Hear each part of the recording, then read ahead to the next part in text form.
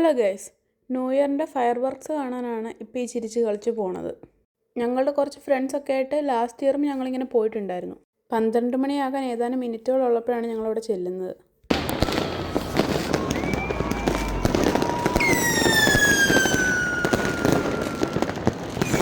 അങ്ങനെ പടക്കമൊക്കെ കണ്ടു നിന്നപ്പോഴാണ് അത് സംഭവിച്ചത്.